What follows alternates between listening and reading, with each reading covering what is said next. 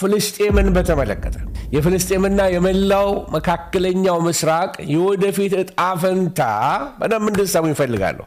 በጂኦፖለቲክስ ትንታኔዎችና በመጽሐፍ ቅዱሳዊ ትንቢቶች ወይንም በእስካቶሎጂ እይታ ሲታይ በጣም እጅግ አከራካሪ ነው እና በጣም ጥልቅ ጉዳይ ነው። ዝም ብሎ በቀላሉ እንዲና እንደዛ ብሎ የሚባል ነገር አይደለም። ነገር ግን ዋና ዋናዎቹን ነገሮች ለማሳየት እሞክራለሁ። ምክንያቱም በጣም ለምድራችን ወሳኝ ነው። ከኛ ለምንማረውም ወንጌል በጣም ወሳኝ ነው እና በዚህ በጂኦፖለቲክስ ወይም ፖለቲካል አውትሉክ ማለት ነው እይታችን በዓለም አቀፍ ደረጃ ለፍልስጤም መፍትሄ ተብለው የሚታሰቡ 3 ዋና ዋና መንገዶች ቀርበዋል። እስራኤልና ፍልስጤም ያላቸውን ችግር እንዲፈቱ ከቀረበው ሐሳብ አንዱ ቱ ስቴት ሶሉሽን የሚባል ነው።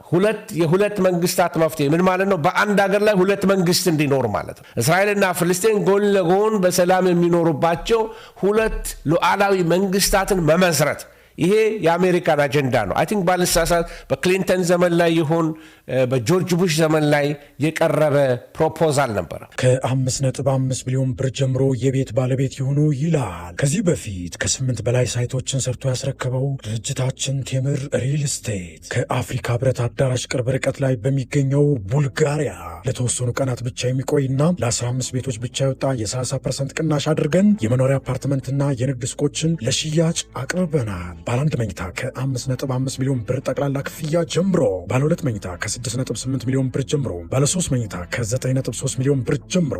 በተጨማሪም የንግድ ሱቅ ፈላጊዎች በሙሉ ክፍያ ከ3.9 ሚሊዮን ብር ጀምሮ ናችሁ። ለበለጠ መረጃ ከስር ባለው ስልክ ይደውሉ። ቴምር ሪል ስቴት። እስራኤልና ፍልስጤም ጎን ለጎን በሰላም የሚኖሩባቸው እነዚህ 2 ሉዓላዊ መንግስታት ይቻላል ወይ? ይሄ በዓለም አቀፍ ማህበረሰብ ዘንድ በጣም ትልቅ ድጋፍ ያገኘ ነው። ብዙ ሀገሮች ይፈልጉታል። በቃ ፍልስጤም እና እስራኤል ጉዳይ በጣም ደክሟቸዋል ህዝቦች። ስለዚህ በሰፈራ መንደሮች ያሉ ወይም በካምፕ ውስጥ ያሉ ፍልስጤማውያን በዚህ በድንበር ኢሹዎች ምክንያት ደግሞ በጣም አስቸጋሪ እየሆነ መጥቷል። ስለዚህ የመጀመሪያው ቱ ስቴት ሶሉሽን የሚባለው ነው። ሁለተኛው ደግሞ ዋን ስቴት ሶሉሽን የሚል ቀርቧል። ይህ ምንድን ነው? አይሁድና አረቦች በእኩልነት የሚኖሩባት አንዲት ሀገርን መመስረት። ይሄ የህዝብ ብዛት ሚዛኑ ስለሚቀይረው በሁለቱ ሀገሮች መካከል ወይም በሁለቱ ወገኖች መካከል በአይሁድና በፍልስጤምና በእስራኤል መካከል በጣም ስጋት ይፈጥራል። ዋን ስቴት ሶሉሽን ተቀላቅለው የመኖር ጉዳይ። ሌላው ቀጣይነት ያለው ግጭት ወይንም ደግሞ አስተዳደራዊ ለውጥ። ይሄ ሌላ ነገር የለም። ጋዛና ዌስት ባንክ በተለያዩ ክልል ወይንም ደግሞ ዓለም አቀፍ ኃይሎች ለምሳሌ በተባበሩት መንግስታት ወይንም ደግሞ በአረብ ሀገራት ጥምረት በእነሱ ስር እንዲተዳደሩ ይሁን የሚል ነው። ምን ማለት ነው? ጋዛን የሚያስተዳድረው ዩኤኢ፣ ጋዛን የሚያስተዳድረው ኢጅፕት፣ ጋዛን የሚያስተዳድረው ሌላው ሶሪያ፣ እንደዚህ እንዲሆን ለማለት ማለት ነው። ይሄ ደግሞ ፕራክቲካሊ የሚሆን አይደለም። ለእስራኤል የሚመቻት ጉዳይ አይደለም እና መፍትሄው ምንድን ነው? እኔ ከወዲሁ ነግራችኋለሁ። መፍትሄው መሲሁ መምጣት አለበት። መሲሁ ብቻ ጠላትነትን ከመካከላቸው ያጠፋል። እውነተኛ ሰላም በምድር ላይ የሚዘንበው ወይም የሚመጣው ጌታ ኢየሱስ ክርስቶስ በጽድቅ ምድርን ሲያስተዳድር ብቻ ነው። ስለዚህ እኔና የእናንተ ተስፋ እንዴት የተባረከ ተስፋ እንደሆነ እንመለከታለን። በመጽሐፍ ወይም አሁን ብዙ ፖለቲካዎችን ልሰሙ ትችላላችሁ፣ ግን ቢብሊካል ስካቶሎጂ ወይም ደግሞ በመጽሐፍ ቅዱሳዊ ትንቢት እይታ በመጽሐፍ ቅዱስ ጥናት ላይ በመመስረት የነዚህን አካባቢዎች ሚድል ኢስትን የወደፊት ሁኔታ ከመጨረሻው ዘመን ክስተቶች ጋር በጣም እንዴት የተቀራረበ እንደሆነ እንመለከታለን። ለምሳሌ ትሪቢሌሽን ፒሪየድ ላይ ወይም ደግሞ የመከራው ዘመን ላይ ሄዳችሁ ስትመለከቱ የሰላም ስምምነት የሚሆን ጸረ ክርስቶስ ሲመጣ ሰላም ይዞላቸው ይመጣል። ሰላምና ድህንነት ነው ሲሉ ምጥ ድንገት እርጉዝን እንደሚይዛት ልክ እንደዛ ድንገት ነገሮች መለወጥ ይጀምራሉ። በ3 ዓመት ተኩሉ ላይ ጸረ ክርስቶስ እንዳለ ስምምነቱን ያፈርሰዋል። ስለዚህ ያን ስምምነት ተከትሎ ምናልባት የ7 ዓመት የመከራ ዘመን እንደሚጀምር ምሁራኖች ያምናሉ። ይህ ስምምነት እንግዲህ በፍልስጤምና በእስራኤል መካከል ያለውን የይገባኛል ጥያቄ ለጊዜው የሚፈታ ሊመስለን ይችላል። ነገር ግን ጊዜያዊ ሰላም ነው። ፕሬዚዳንት ትራምፕ 10 ሰዎችን ወይም ቦርድ ኦፍ ፒስ ብለው 10 ሰዎችን ሾመዋል። የዓለም ባንክ ፕሬዚደንትን ምናምን አሉ የሚባሉ የዓለምን ቢሊዮነሮች ትልቅ ቢሊዮነሮችን እነ ራሱ ኩሽነር የልጃቸውን ሚስት እሱ ራሱ ያለበት ማለት ነው። በነገራችን ላይ የኩሽነር የቤቱ ቁጥር 666 የሚለው 666 ነው እና ብዙ ሰዎች ጸረ ክርስቶስ ነው ብለው ይሉታል።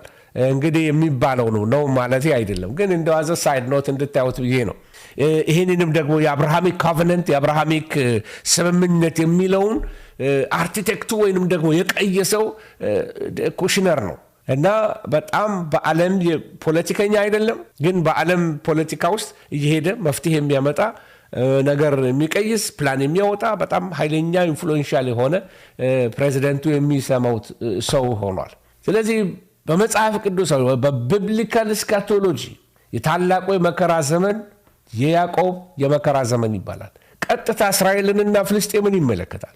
መካከለኛ ምስራቅን ይመለከታል። አሁን ከምትሰሙት ጦርነቶች በላይ አሁን ከምታዩት ሮኬቶች በላይ በጣም ብዙ ደም መፋሰስ ይሆናል። አንድ ሮኬት መጥቶ መሬት ሲመታ ምን እንደሚፈጥር አይተናል አይደለም? ይሄ በጥንት ዘመን ላይ ፈጽመው የማይታሰብ ነው። በጋሻና በጦር በቀስት ሰው በሚወረወርበት ዘመን ላይ የተጻፈ መጽሐፍ ነው። ነገር ግን እንደዚህ በአንድ ጊዜ መጥቶ አንድን ቢልዲንግ ዶጋመድ ማድረግ የሚችል በጣም ትልቅ መሳሪያዎች በመቶ ሚሊዮን የሚቆጠር ብር የፈሰሰባቸው አንድ ሲተኩሱ 100 ሚሊዮን ብር ነው የሚተኩሱት። በተለይ እነዚህ ክሩዝ ሚሳኤሎቻቸው ወገኖች ሆይ እና የዓለም የጦርነት እያደገ አክሰለሬት እያደረገ ያለው መሳሪያው ልቀት በጣም የሚያስገርም ሆኗል። ኤአይ እዛ ውስጥ አለላችሁ።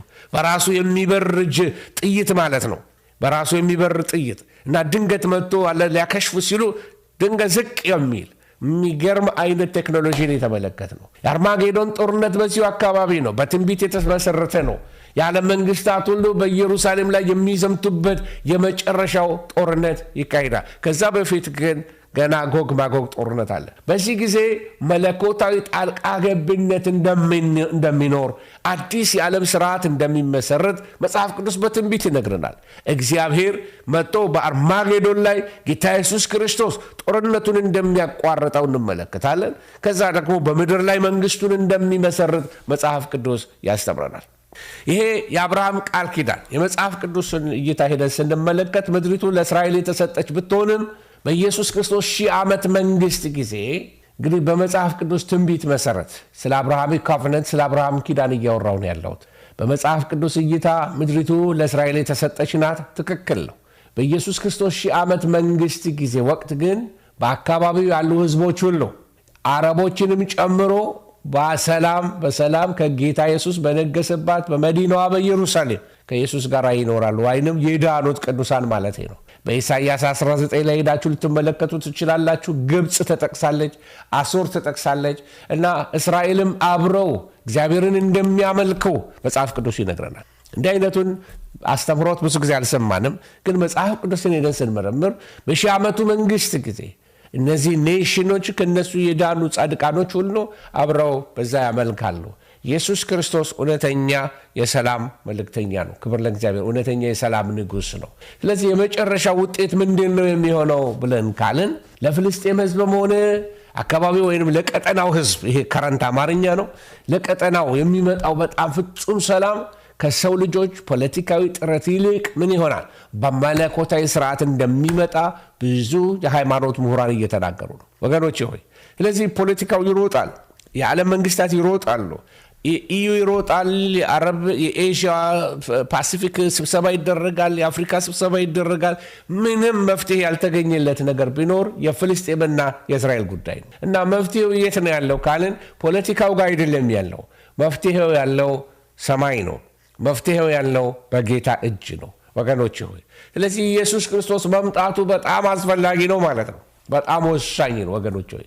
እስከዚያው ግን አካባቢው የዓለም ፖለቲካ በቃ ፍላሽ ፖይንት ወይንም ደግሞ በቃ አዲስ ነገር የማይጠፋበት ሁሌ የሆነ ዜና በቃ ሁሌ ሰበር ዜና ሁሌ ብሬኪንግ ኒውስ የማይጠፋበት አካባቢ ይሆናል። ሁሌ ግጭት ያለበት አካባቢ ይሆናል። ሁሌ አዲስ ነገር የሚሰማበት ቦታ ይሆናል።